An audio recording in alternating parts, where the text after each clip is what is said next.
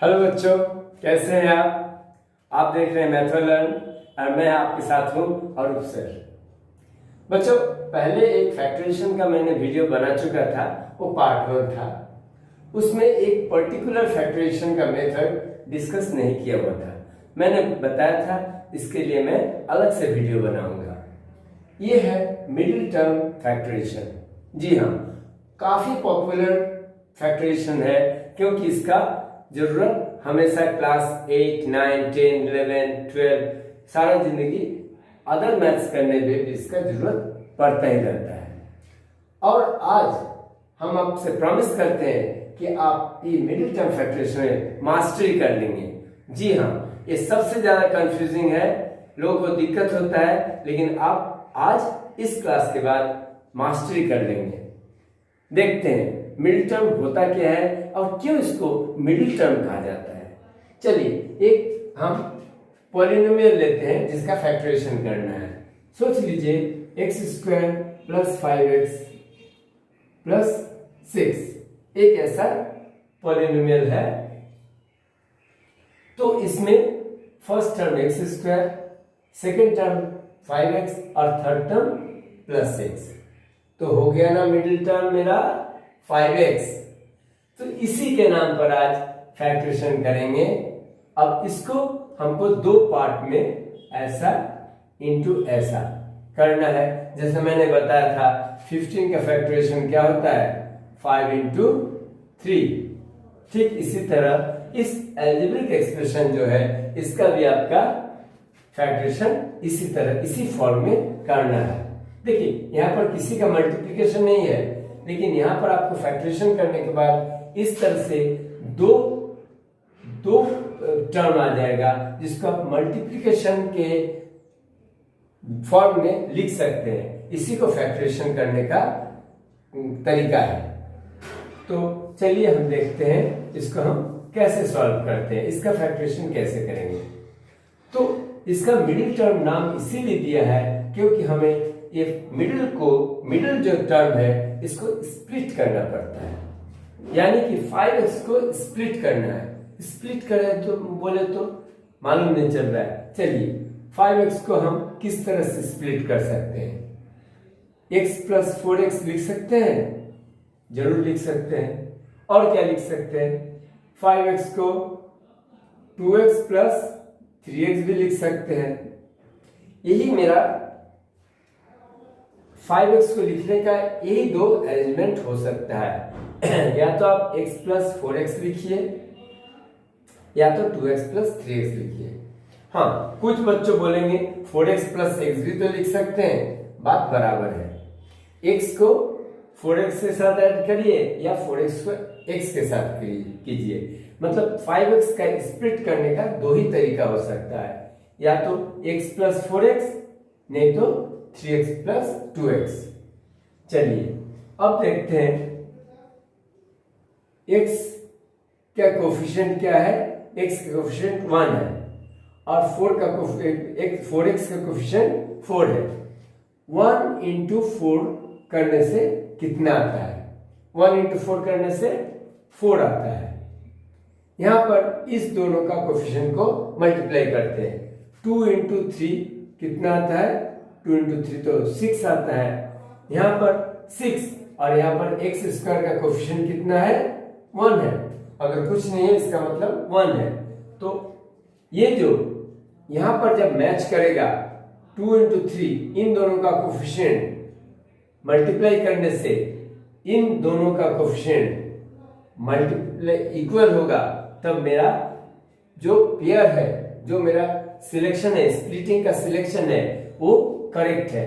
यानी कि बोलने का मतलब है 5x को ये भी लिखा जा सकता है, 5x को ये भी लिखा जा सकता है, लेकिन हम किस पेयर का यूज करेंगे, इस पेयर का यूज करेंगे। क्यों? क्योंकि 2 × 3 6 बनता है। फिर से एक बार बता रहे हैं, 5x को स्प्लिट करने का दो तरीका है, या तो 4 + 1 लिखिए नहीं तो 3 + 2 लिखिए। अब 4 × 1 को करने से 4 आता है, लेकिन हमें कितना मल्टीप्लाई करने से इसका रूल यही है, मल्टीप्लिकेशन करने से आपको ये जो एंड का है मतलब constant term into x square का जो कोफिशिएंट है, तो 6 इंटू 1 क्या होता है, 6 होता है। तो मेरा सिलेक्शन का जो सिलेक्शन करना है इसी को करना है, ठीक है। अब हम इसको इस तरीके से लिख सकते हैं, x square plus 2x plus 3x। हमने कुछ नहीं किया, सिर्फ 5x को स्प्लिट करके 2x प्लस 3x लिख दिया प्लस 6। अब आपको मालूम है हमें क्या करना रहता है, ग्रुप बनाना रहता है। ग्रुप बना के हमें कॉमन लेना रहता है। तो एक्स स्क्वायर प्लस 2x में हम क्या कॉमन ले सकते हैं, अगर आप फैक्टराइजेशन भूल चुके हैं एक बार फिर से रिकैप करा देते हैं। एक्स स्क्वायर प्लस 2x, इसको x इंटू एक्स कहा जाता है प्लस, और इसको 2 इंटू एक्स लिखा जा सकता है। देखिए इसमें भी x है, यहाँ भी x है, तो इस दोनों में से हम x को कॉमन लेते हैं, यानी कि ये x और x को बाहर निकाल लिया और ब्रैकेट में जो बच गया, जो बचा हुआ है x और यहाँ पर प्लस 2, इस ऐसे एक्स स्क्वायर प्लस 2x का फैक्टरेशन होता है, ठीक है। तो अब आपको अगर याद आ गया है एक्स स्क्वायर प्लस 2x में x कैसे कॉमन लेते हैं, तो हम डायरेक्टली यहाँ पर ऐसे लिख सकते हैं, x ब्रैकेट में x प्लस 2, और वैसे ही प्लस 3x प्लस 6 में क्या कॉमन आ जाएगा, प्लस 3x प्लस 2, क्योंकि 3 2 6 होता है। अब इसमें और इसमें इसको एक ही टर्म बोला जाता है, क्योंकि ये x प्लस 2 क्या है, ब्रैकेट के अंदर है। इसी तरह यहाँ भी x प्लस 2 ब्रैकेट के अंदर है, इसलिए x इंटू एक्स प्लस 2 एक टर्म हो गया और 3 इंटू एक्स प्लस 2 दूसरा टर्म हो गया। तो इन दोनों टर्मों में आप देखिए फैक्टर्स क्या है, x plus 2 and x plus 2, ये कॉमन फैक्टर है। इसको मैं क्या करूंगा, बाहर निकाल दूंगा, x प्लस 2 बाहर निकल गया और क्या बच गया, इस टर्म में x बच गया और इस टर्म में प्लस 3 बच गया। तो हमारा हो गया x square plus 5x plus 6 का factorisation x plus 2 into x plus 3 middle term factorisation के सहारे, ठीक है। अभी आप चेक भी कर सकते हैं, अगर चेक करना है कि सच में इसको मल्टीप्लाई करने से क्या हमें ये प्रोडक्ट मिलेगा, तो इसका हम प्रोडक्ट निकाल लेते हैं। कैसे करते हैं मालूम है, अलजेब्रिक एक्सप्रेशन में आप पढ़ चुके होंगे, x plus 2 into x plus 3। इसको कैसे किया जाता है, इसका फर्स्ट टर्म और एक टोटल एक्सप्रेशन के साथ मल्टीप्लाई किया जाता है, यानी कि x प्लस 2 का फर्स्ट टर्म से मैंने सेकेंड टर्म जो है उसका टोटल को मल्टीप्लाई किया, फिर प्लस 2 इसका सेकेंड टर्म के साथ टोटल ये सेकेंड एक्सप्रेशन को मल्टीप्लाई किया जाता है।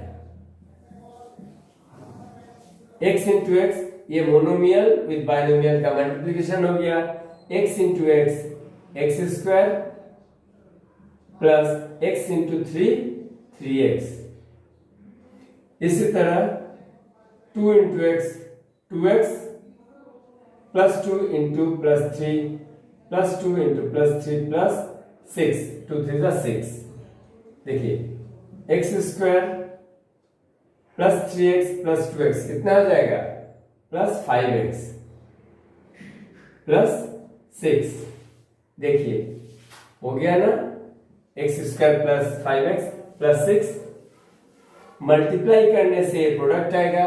इस प्रोडक्ट को अगर आप फैक्टराइजेशन करेंगे तो ये आना चाहिए, लेकिन मल्टीप्लाई करना तो इजी है, लेकिन फैक्टराइजेशन करने का कुछ मेथड्स है। आपने आज मिडिल टर्म फैक्टराइजेशन सीखा इस तरीके से। चलिए हम एक एग्जांपल और करेंगे, फिर हमारे एक्सरसाइज 14.2 क्लास 8 के जो एनसीईआरटी के बुक में ये 3 सवाल दिए हुए 5 का 1 2 3 उसे भी करेंगे, और हो सकता है हमें और भी एक्सरसाइज करेंगे जिससे हमारा कॉन्सेप्ट हो जाएगा बिल्कुल क्लियर।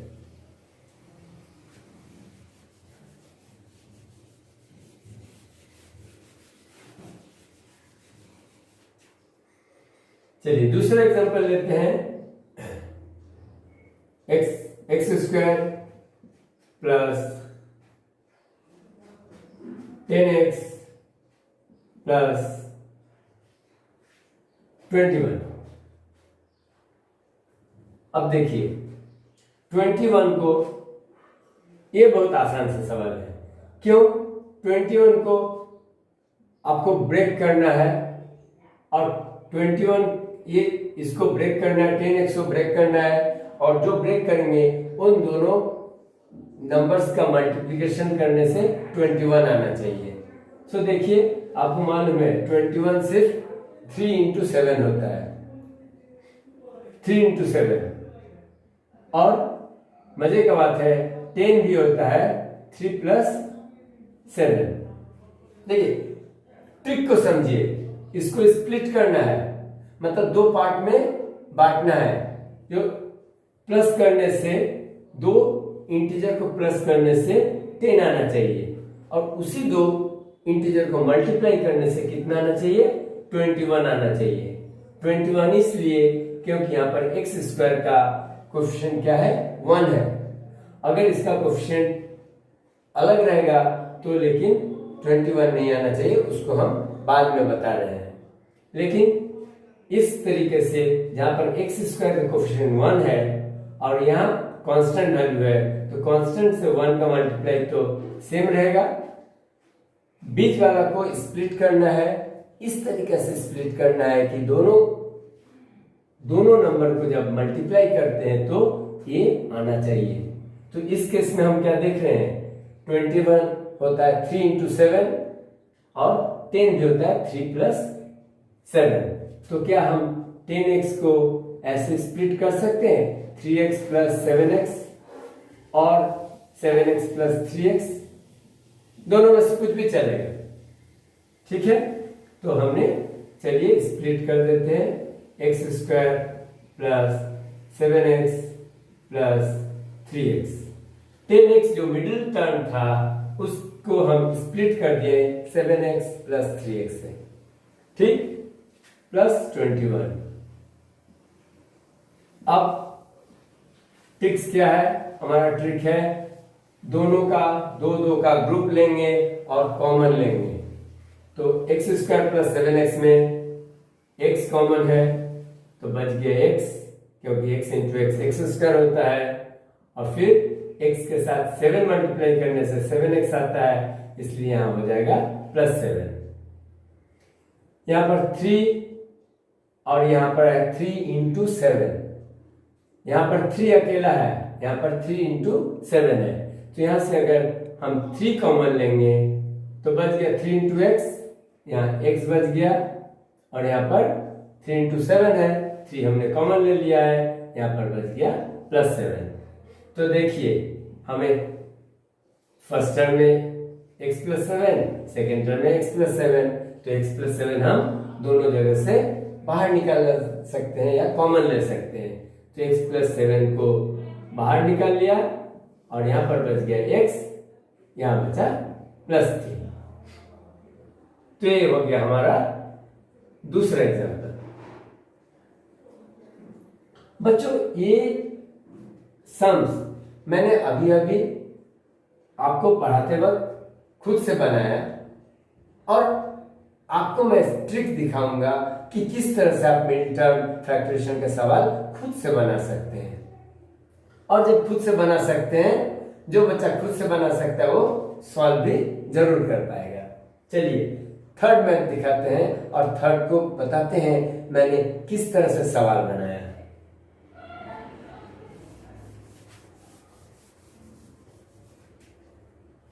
चलिए मैंने क्या किया, एक्स स्क्वायर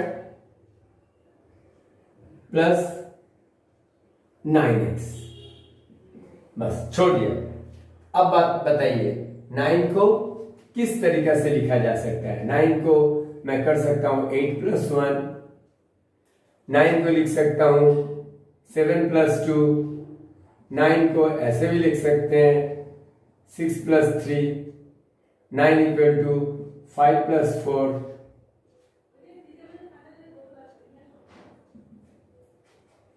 बस इतना है। 9 को आप इतने मेथड से लिख सकते हैं, शायद 8 + 1 और 1 + 8, 7 + 2 और 2 + 7, 6 + 3 और 3 + 6, 4 + 5 और 5 + 4। अब देखते हैं इसको मल्टीप्लाई करने से क्या आता है। 4 × 1 8 × 1 8, 7 × 2 14, 6 × 3 18, 5 × 4 20। अब देखिए, आप अगर इसको आप सवाल मेरे को दे रहे हैं तो 8 × 8 पहला सवाल हमारा बन गया। किस तरीके से आप सॉल्व करेंगे, हम ये सॉल्व करेंगे और ये सॉल्व करेंगे। बीच वाला 2 आपका होमवर्क रहेगा कि आप किस तरह से सॉल्व कर रहे हैं और मिडिल टर्म फैक्टराइजेशन का सवाल खुद से बना पा रहे हैं या नहीं। x² प्लस 8 + 1, हम क्या लिखेंगे 9x को 8x + x, 8x + x। 9x के बदले मैंने लिख दिया 8x + x और +8 ऐसे। अब ये दोनों को ग्रुप बन गया, ये दोनों का ग्रुप बन गया, तो इस दोनों का ग्रुप में x बाहर निकल गया और x + 8 अंदर, और यहाँ पर x + 8 है, कोई कॉमन नहीं जाएगा तो 1 तो आप कॉमन ले ही सकते हैं। 1 कॉमन लेते हैं तो बच जाता है x + 8। जरूर 1 लिखना है, 1 नहीं लिखने से आपका सवाल नहीं बनेगा, क्योंकि आपको ये दोनों में से कुछ कॉमन लेना है। और क्या कॉमन ले सकते हैं, जब कुछ कॉमन नहीं आता तो 1 आप ले सकते हैं, क्योंकि x के साथ भी 1 मल्टीप्लाई है, 8 के साथ भी 1 मल्टीप्लाई है। अब देखिए, इसमें x + 8 है, इसमें भी x + 8 है, तो हमारे कॉमन आ गया x + 8 और इधर बच गया x, यहां बच गया +1, है ना। चलिए हम करते हैं इसको और इसको करते हैं, ये आपका homework. Number 4 example, x² + 9x तो था, आपने क्या किया, इधर 4 × 5 = 20, 4 × 5 = 20 और 4 + 5 का ऐड करने से आता है 9। इसलिए हमने क्या किया, मिडिल टर्म को क्या किया जाएगा, मिडिल टर्म को स्प्लिट किया जाएगा प्लस से। कोई भी 2 इंटीजर को प्लस करने से, हम देख रहे हैं 5 और 4 को प्लस करने से 9 आता है, लेकिन कांस्टेंट वैल्यू क्या होगा, 5 × 4 = 20, तो यहाँ पर कांस्टेंट वैल्यू में हमने लगा दिया 20 और ये बन गया हमारा नंबर 4 क्वेश्चन आप खुद बना रहे हैं और सॉल्व भी खुद कर रहे हैं, है ना मजेदार। चलिए इसको करते हैं। x² हमने ऑलरेडी स्प्लिट कर दिया, रख दिया, 5x + 4x + 20, इसमें से x कॉमन आएगा, x + 5 और इसमें कॉमन आएगा +4 कॉमन ले लिया, 4 × x तो x बच गया, यहाँ 4 × 5 = 20, तो यहाँ 5, तो हमारा हो गया एक फैक्टर हो गया x + 5, क्योंकि x + 5 दोनों में कॉमन है, और यहाँ बचा हुआ x, यहाँ बचा हुआ +4, तो हमारा ये निकल गया। आप ये दोनों कीजिए, ये आपके लिए सवाल। हम नेक्स्ट जो कर रहे हैं वो कुछ दूसरा कॉन्सेप्ट पर है, यहाँ पर हम प्लस की जगह माइनस देने वाले हैं, तब देखते हैं कहानी में कहाँ ट्विस्ट आता है। बच्चों कुछ एग्जाम्पल तो हमने देख चुका, जिसमें मिडिल टर्म क्या था, प्लस था, +4x + 3x + 7x, इस तरह से। अब क्या लिखेंगे हम बीच में, अब फिर क्वेश्चन खुद बनाएंगे, एक्स स्क्वायर, चलिए +5x दिए थे, अभी -5x कर देते हैं और यहाँ पर +6। याद रहे हमारा सिर्फ मिडिल टर्म जो है माइनस में है। अब हमें क्या करना है, एक्स स्क्वायर -5 को हमें स्प्लिट करना है। हमें क्या स्प्लिट करना है, हमें स्प्लिट करना है -5 को। -5 को हम किस तरह से स्प्लिट कर सकते हैं, -3 प्लस -2, -3 यानी कि आपका -3 -2 होता है -5। याद है इंटीजर का, इंटीजर पे मैं वीडियो बना चुका हूं और बता चुका हूं कि दोनों जब इंटीजर माइनस होता है तो उसका जब समेशन होता है तो -3 और -2 को ऐड करने से क्यों -5 आता है। तो हम उस कॉन्सेप्ट का यूज करके इसको क्या लिख सकते हैं, -3x -2x। लेकिन रुको, सर ने हमें कुछ ही समय पहले बताया कि जो हम यहां पर स्प्लिट कर रहे हैं उसका मल्टीप्लाई करने से क्या होना चाहिए, मल्टीप्लाई करने से ये जो कांस्टेंट वैल्यू है और एक्स स्क्वायर का जो कोफिशिएंट है उसका प्रोडक्ट के इक्वल होना चाहिए। तो हम एक बार चेक कर लेते हैं, क्या -3 इंटू -2 करने से क्या आने वाला है, माइनस इंटू माइनस क्या होता है, प्लस होता है। 3 इंटू 2 6 और यहां पर +6 इंटू 1 क्या आ गया 6। यानी कि हमारा ये जो स्प्लिटिंग का तरीका है बिल्कुल सही है।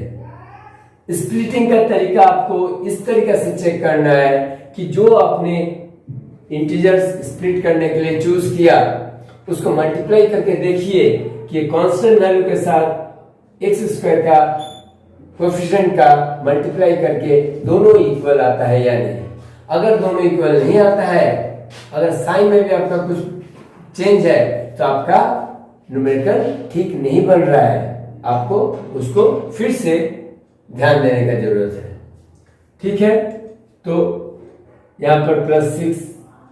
अब देखिए एक्स स्क्वायर -3x में क्या कॉमन आएगा, x आएगा और यहां पर x -3 बच गया। अब यहां पर मुश्किल है, देखिए -2x +6, इसमें क्या कॉमन लेंगे आप। देखिए इस तरीके से कॉमन लेना है आपको। जो अगला पिछला 4 सम्स कराए हैं उसमें आप समझ ही चुके हैं कि ये जो कॉमन लेते हैं तो इससे हमारा दो टर्म में ऐसा 2 फैक्टर कॉमन निकलता है जो हम फिर से नेक्स्ट लाइन में कॉमन ले सकते हैं। तो x -3 हमें भी यहाँ पर x -3 आना है। चलिए यहाँ पर x -3 आना है। तो -2x पाने के लिए क्या करना है, -2 से मल्टीप्लाई करेंगे तो क्या -2 इंटू x -2x और -2 इंटू -3 माइनस इंटू माइनस +6। ठीक है, हमने देख लिया मल्टीप्लाई करके कि इसका कॉमन यही आता है। अब हम इसका समझ भी लेते हैं, हम इसका कॉमन निकालते कैसे हैं। बच्चों अगर हम ये दोनों से -2 निकालेंगे तो -2 तो निकल गया, तो -2x में -2 इंटू x था, हमारा क्या बच गया x। अब रहता है +6। +6 कैसे आता है, जब आप मल्टीप्लाई करते हैं तो +6 कैसे आएगा, -2 इंटू -3, क्योंकि आप -2 तो बाहर निकाल चुके हैं, जो -2 यहां भी है और यहां भी है। यानी कि 6 के पास पॉजिटिव साइन है, तो पॉजिटिव साइन कैसे बनता है, या तो पॉजिटिव इंटू पॉजिटिव से बनता है, नहीं तो नेगेटिव इंटू नेगेटिव से बनता है। तो जब एक नेगेटिव हम निकाल चुके हैं, जरूरी यहां पर दूसरा नेगेटिव छिपा हुआ है, क्योंकि माइनस इंटू माइनस करके तो प्लस बना है, इसलिए हम यहां पर माइनस कर देंगे और यहां पर 2 3 6 होता है, 6 लिखेंगे। उम्मीद है इसका -2x प्लस एक्स को फैक्टरेशन जब हम फैक्टराइज करते हैं तो जैसे कॉमन निकालते हैं तो -2 कॉमन निकालने से x -3 कैसे होता है आपको समझ में आ रहा है। यहाँ पर -2 फिर से ध्यान दीजिए, -2x से जब -2 मैंने निकाल लिया तो यहाँ पर बच गया 2, और +6 से जब मैंने -2 निकाला, +6 का मतलब है -2 इंटू -3 डिवाइड बाई -2। देखिए -2 कॉमन फैक्टर कट गया और क्या बच गया -3। जब आपको कॉमन लेने में कंफ्यूजन होता है आप क्या कीजिए, जो आपका जिससे आपको कॉमन निकालना है उसको लिख डालिए, और जो कॉमन ले रहे हैं यहाँ पर क्या कॉमन ले रहे हैं -2 कॉमन ले रहे हैं, इसको कीजिए और इसका डिवाइड कर दीजिए। डिवाइड करने का क्या तरीका है, देखिए ये -2 है और हमें सोचना है -2 के साथ कितना का मल्टीप्लाई करने से 6 आता है। -2 को -3 के साथ मल्टीप्लाई करने से 6 आता है, तो -2 कैंसिल हो गया, आपका बच गया -3। इस तरीके से अगर आप कॉमन लेने के लिए सोचेंगे तो आपको कभी भी सम्स करने में डाउट नहीं होगा। अब आपको तो मालूम चल गया x -3 इधर है तो x -3 कॉमन और यहाँ पर x -2, ठीक है। चलिए इसी तरीके से एक और करते हैं।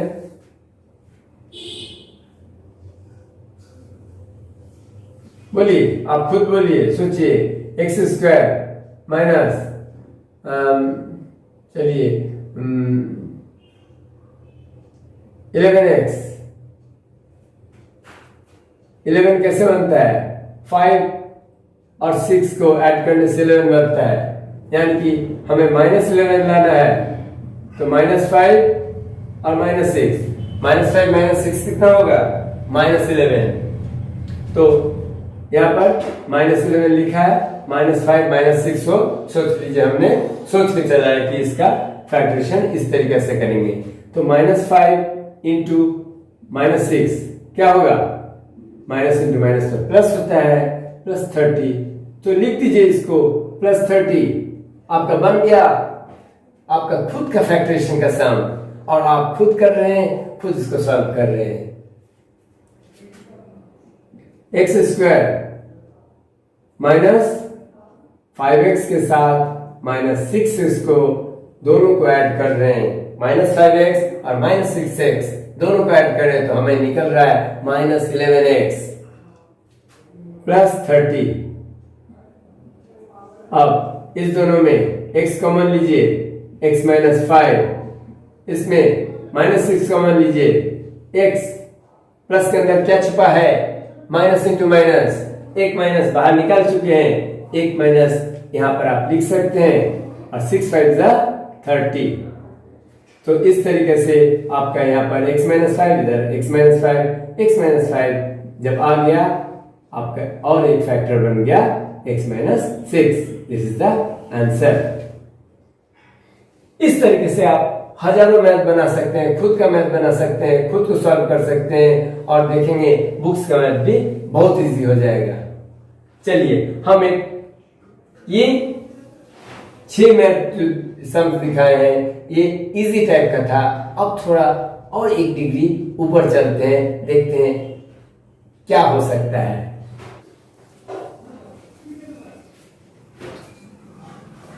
बच्चों अब जो हम डिस्कस करने जा रहे हैं वो मिडिल टर्म फैक्टर्स का सबसे डिफिकल्ट लेवल का है, लेकिन आप उसे करेंगे चुटकियों में। चलिए एक एग्जांपल लेते हैं, x² -2x माइनस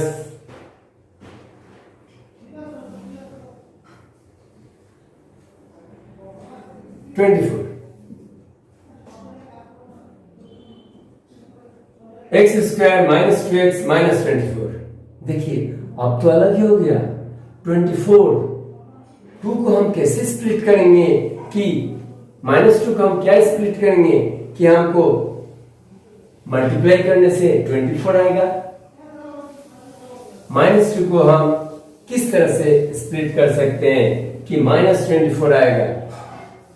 क्या आप लिख सकते हैं -22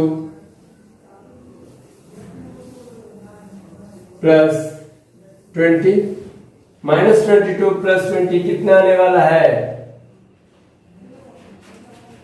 बच्चों? -2 आने वाला है। -5 प्लस 3 कितना आने वाला है? बोलिए। -2 क्योंकि 5 और 3, 5 -3 है और 3 प्लस है, तो इसका डिफरेंस 2 आता है और 5 ज्यादा वैल्यू का है तो -5 यहाँ पर रिजल्ट मेरा हो जाएगा -2। लेकिन ये 22 एंड 20 को मल्टीप्लाई करने से क्या 24 आएगा? कभी नहीं आएगा। 5 और 3 को मल्टीप्लाई करने से क्या 24 आएगा? नहीं आएगा। तो मैं देखना है किससे मल्टीप्लाई करने से, कौन सा 2 नंबर से, किस 2 नंबर को इंटीजर को मल्टीप्लाई करने से 24 आएगा और किस 2 नंबर को ऐड करने से, किस 2 इंटीजर्स को ऐड करने से हमारा -2 आने वाला है। किस 2 इंटीजर को ऐड करने से -2 आने वाला है और किस 2 इंटीजर को मल्टीप्लाई करने से -24 आने वाला है। जैसे ये देख चुके हम -5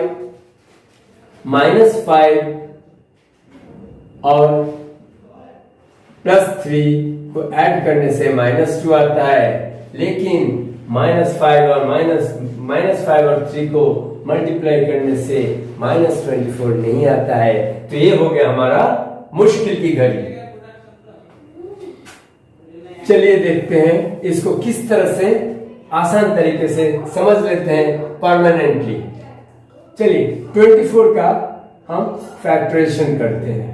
फैक्टराइजेशन तो सबको आता है। 2 12 2 जा 24, फिर 2 से 2 6 जा 12। कुछ तो हम देख रहे हैं, कुछ हम देख रहे हैं यहाँ पर हमें 2 टर्म मिल गया जिसको हम स्प्लिट कर सकते हैं। देखिए 2 2 जा 4 यानी कि 24 को हम लिख सकते हैं 4 × 6। 24 को लिख सकते हैं 4 × 6 यानी कि -24 को हम लिख सकते हैं एक माइनस और दूसरे को प्लस में। देखिए -6 × +4 क्या होता है -24 और -6 और दोनों को ऐड करने से कितना आता है -2। यानी कि देखिए ये थोड़ा सा ट्रिकी है, इसलिए आप इसको बहुत फोकस दीजिए। मल्टीप्लाई करने से -24 आने का है और इसको जब ऐड करेंगे, इंटीजर्स को जब दोनों को ऐड करेंगे तो आपको -2 आने वाला है। तो इसलिए हमने देखिए जो बड़ा इंटीजर 6 है, 6 के आगे -6 लिया क्योंकि हमारा रिजल्ट -2 आना चाहिए। तो -6 + 2 यानी कि हम इसको लिखेंगे x² -6x + 4x लिख सकते हैं। -6x + 4x -2x होता है, ये आप लोग को मालूम है, आप श्योर हैं? श्योर हैं तो ठीक है। तो -2x = -6x + 4x। लेकिन इसको देखना है -6 × +4 क्या -24 आता है? जरूर आता है। हमने ये देख चुका कि -6 × +4 मल्टीप्लाई करने से -24 आता है, जो हमारा करेक्ट हमने जो एक नंबर से एग्जाम्पल करते आए हैं हम यही देख रहे हैं। बीच को स्प्लिट कीजिए, दोनों इंटीजर को ऐड कीजिए, ये आना चाहिए। दोनों इंटीजर को मल्टीप्लाई कीजिए, ये constant value into x square का कोफिशिएंट, ये दोनों को मल्टीप्लाई करने से जो प्रोडक्ट आता है उसके इक्वल आना चाहिए। यहां पर हम देख रहे हैं -6 + 4 -2 होता है और -6 इंटू +4 -24 आता है, इसलिए ये हमारा 100% करेक्ट स्प्लिटिंग है। अब -24 लिख डालिए। अब आपको इस दोनों में कॉमन लेना है, तो इस दोनों में x कॉमन आएगा, x -6 और यहाँ पर +4 कॉमन लीजिए तो यहाँ पर x और यहाँ पर -6 आएगा। कोई प्रॉब्लम नहीं, 4 इंटू एक्स 4x होता है और 4 इंटू -6 -24 होता है।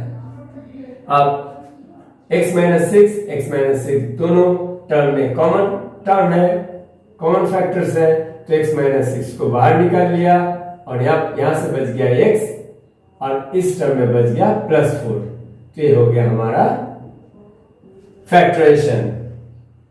ये था मिडिल टर्म फैक्टराइजेशन का द मोस्ट डिफिकल्ट लेवल, लेकिन आपको ये समझ में आ रहा होगा। आप 2-4 प्रैक्टिस कीजिए, ये हो जाएगा बहुत इजी। चलिए हम एक बुक से करते हैं। बुक्स का नंबर 5 का 1 हमने वैसे दिखा दिया, 2 जो है उसको भी एग्जाम्पल में दिखा दिया, 3 का एक कर लेते हैं तो आपको क्लियर हो जाएगा।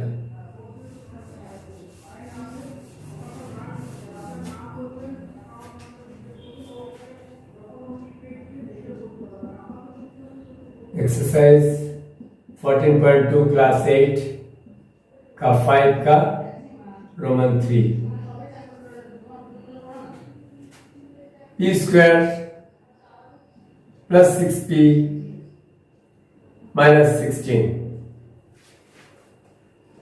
p स्क्वायर + 6p - 16, इसको स्प्लिट करना है, मिडिल टर्म को स्प्लिट करना है और क्या है, दोनों इंटीजर को ऐड करने से 6 आने का है, लेकिन दोनों को मल्टीप्लाई करने से कितना आने का है आप बताइए। आपको बिल्कुल याद आ गया है कि दोनों को मल्टीप्लाई करने से -16 आना चाहिए, लेकिन प्लस करने से 16 आना चाहिए, 6 आना चाहिए। तो इसके लिए इतना आसान नहीं है, हम 16 का फैक्टराइजेशन करते हैं, प्राइम फैक्टराइजेशन।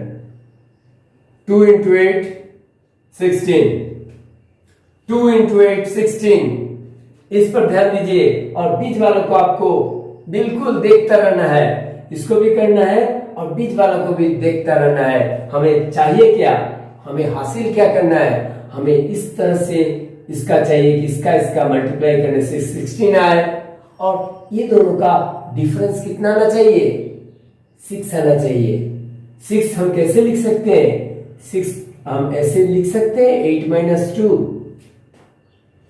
समझ गए।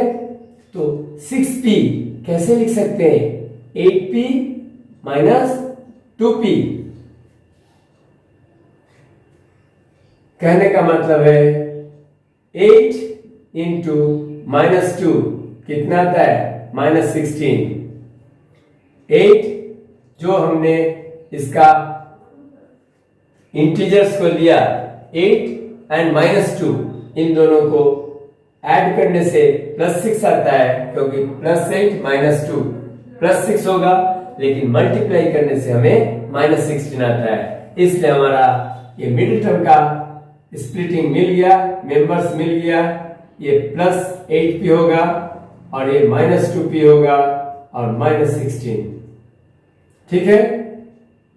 इन दोनों में p कॉमन, p + 8 और इन दोनों में हम अगर -2 निकाल लेते हैं, देखिए -2p से हम क्या निकाल चुके हैं, -2 माइनस कैंसिल, 2 कैंसिल, क्या बच गया p।